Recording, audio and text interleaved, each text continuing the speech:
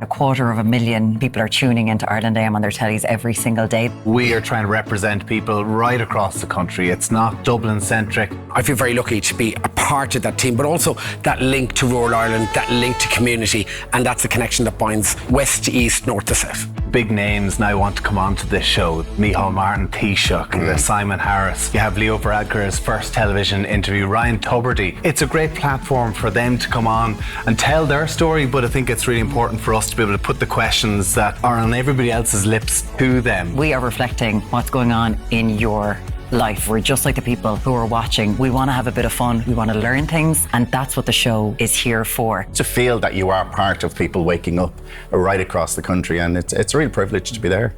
I came into this terrified. Right off the back of my very first day, I felt so welcomed in here. But I think it's a credit to the guys, how quickly I felt at home. And I think that's why so many people welcome us into their home. I think that's the power of the show, and I think that's why I fell in love with it so quickly.